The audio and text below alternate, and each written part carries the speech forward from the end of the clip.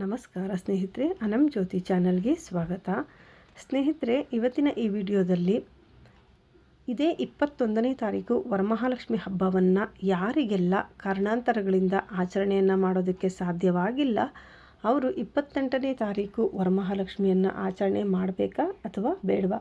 ಯಾಕೆಂದರೆ ಆ ದಿವಸ ಚಂದ್ರಗ್ರಹಣ ಕೂಡ ಇದೆ ಅಂತ ಹೇಳ್ತಾ ಇರೋದ್ರಿಂದ ಆಚರಣೆಯನ್ನು ಮಾಡಬೇಕಾ ಬೇಡವಾ ಅಥವಾ ಯಾವ ಒಂದು ಸಮಯದಲ್ಲಿ ಮಾಡಬೇಕು ಎಲ್ಲವನ್ನು ಕೂಡ ಇವತ್ತಿನ ವಿಡಿಯೋದಲ್ಲಿ ತಿಳಿಸ್ಕೊಡ್ತಾ ಇದ್ದೀನಿ.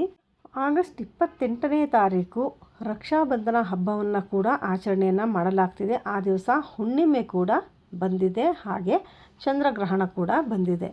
ಹಾಗಾದರೆ ಚಂದ್ರಗ್ರಹಣ ಇಲ್ಲಿ ನಾವು ಆಚರಣೆಯನ್ನು ಮಾಡಬೇಕಾ ಅಂತ ತಗೊಳ್ಳೋದಾದರೆ, ನಮ್ಮ ದೇಶದಲ್ಲಿ ಈ ಚಂದ್ರಗ್ರಹಣ ಏನಿದೆ ಅದು ಗೋಚಾರ ಆಗ್ತಾ ಇಲ್ಲ. ಗೋಚಾರ ಆಗದೇ ಇರೋದರಿಂದ ಯಾವುದೇ ಒಂದು ಆತಂಕವನ್ನು ಪಟ್ಕೊಳ್ಳುವಂಥ ಅಗತ್ಯ ಇಲ್ಲ. ಹಾಗಾಗಿ ಈ ದಿವಸ ರಕ್ಷಾಬಂಧನವನ್ನು ಆಚರಣೆ ಮಾಡಬಹುದು, ಜೊತೆಗೆ ವರಮಹಾಲಕ್ಷ್ಮಿಯ ವ್ರತವನ್ನು ಕೂಡ ಆಚರಣೆಯನ್ನು ಮಾಡಬಹುದು. ಇನ್ನು ಹುಣ್ಣಿಮೆ ಕೂಡ ಬಂದಿರೋದ್ರಿಂದ ಯಾವ ಒಂದು ಸಮಯದಲ್ಲಿ ಆಚರಣೆಯನ್ನು ಮಾಡಬೇಕು ಅಂತ ತಗೊಳ್ಳೋದಾದರೆ, ಹುಣ್ಣಿಮೆ ತಿಥಿ ಪ್ರಾರಂಭ ಆಗ್ತಾ ಇರೋದು ಆಗಸ್ಟ್ 27ನೇ ತಾರೀಕು ಗುರುವಾರ ಬೆಳಗ್ಗೆ 9 ಗಂಟೆ 8 ನಿಮಿಷದಿಂದ ಹುಣ್ಣಿಮೆ ತಿಥಿ ಪ್ರಾರಂಭ ಆಗ್ತಾ ಇದೆ.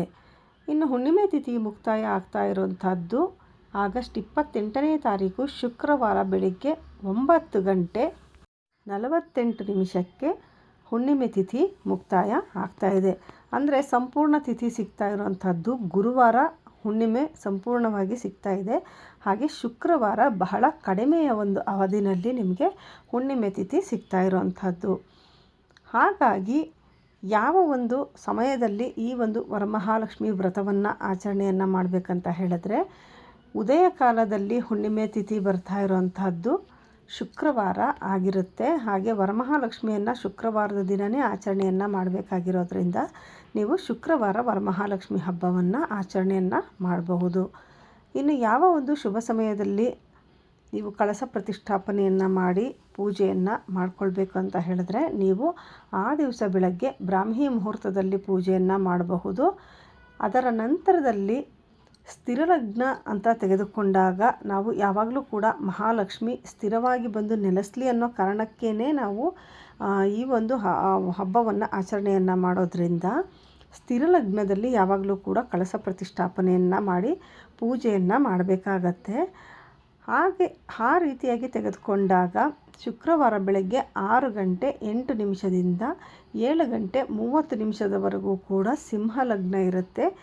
ಈ ಒಂದು ಸಮಯದಲ್ಲಿ ಕಳಸ ಪ್ರತಿಷ್ಠಾಪನೆಯನ್ನು ಮಾಡಿಕೊಂಡು ಪೂಜೆಯನ್ನು ಮಾಡಿಕೊಳ್ಬೇಕಾಗತ್ತೆ. ಈ ಒಂದು ಸಮಯದಲ್ಲಿ ಒಂದು ಆ ಶಕ್ತಿ ಅನ್ನೋದೇನಿದೆ ಅದು ಹೆಚ್ಚಿನ ಮಟ್ಟದಲ್ಲಿ ಇರೋದರಿಂದ, ಹಾಗೆ ನಿಮ್ಮ ಒಂದು ಪೂಜೆಗೆ ಫಲ ಅನ್ನೋದು ಹೆಚ್ಚಿನ ಮಟ್ಟದಲ್ಲಿ ಸಿಗೋದ್ರಿಂದ ಈ ಒಂದು ಸಮಯದಲ್ಲಿ ನೀವು ಕಳಸ ಪ್ರತಿಷ್ಠಾಪನೆಯನ್ನು ಮಾಡಿ ಪೂಜೆಯನ್ನು ಮಾಡ್ಕೊಳ್ಳೋದು ಅತ್ಯಂತ ಶ್ರೇಷ್ಠವಾದಂಥ ಒಂದು ಸಮಯ ಆಗಿರುತ್ತೆ.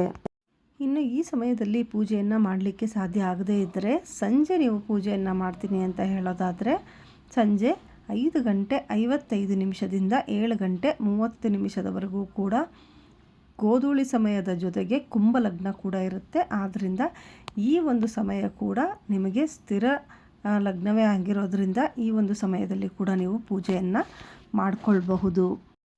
ಇನ್ನು ಇದೇ ದಿವಸ ರಕ್ಷಾಬಂಧನ ಕೂಡ ಆಚರಣೆಯನ್ನು ಮಾಡಬೇಕಾಗಿರೋದ್ರಿಂದ ನೀವು ಆದಷ್ಟು ಹುಣ್ಣಿಮೆ ತಿಥಿ ಮುಗಿಯೋದ್ರ ಒಳಗಾಗಿಯೇ ನೀವು ರಾಖಿಯನ್ನು ಕಟ್ಟಬೇಕಾಗತ್ತೆ. ಯಾಕೆಂದರೆ ಈ ರಕ್ಷಾಬಂಧನ ಏನಿದ್ರೂ ಕೂಡ ಹುಣ್ಣಿಮೆ ದಿವಸನೇ ಆಚರಣೆಯನ್ನು ಮಾಡೋದ್ರಿಂದ ಆ ಒಂದು ತಿಥಿ ಮುಗಿಯೋದ್ರ ಮುಂಚೆನೇ ನೀವು ರಾಖಿಯನ್ನು ಕಟ್ಟಬೇಕಾಗತ್ತೆ.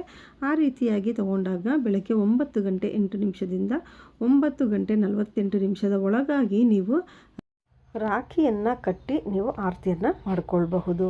ಇನ್ನು ಈ ಶುಕ್ರವಾರವೂ ಕೂಡ ಕಾರಣಾಂತರಗಳಿಂದ ವರಮಹಾಲಕ್ಷ್ಮಿ ವ್ರತವನ್ನು ಆಚರಣೆ ಮಾಡಲಿಕ್ಕೆ ಸಾಧ್ಯ ಆಗದೇ ಇದ್ದ ಪಕ್ಷದಲ್ಲಿ ಕೊನೆಯ ಶುಕ್ರವಾರ ಅಂದರೆ ಸೆಪ್ಟೆಂಬರ್ 4ನೇ ತಾರೀಕು ನೀವು ಈ ಒಂದು ವರಮಹಾಲಕ್ಷ್ಮಿ ವ್ರತವನ್ನು ಸರಳವಾಗಿ ನೀವು ಆಚರಣೆಯನ್ನು ಮಾಡಿಕೊಳ್ಬಹುದು.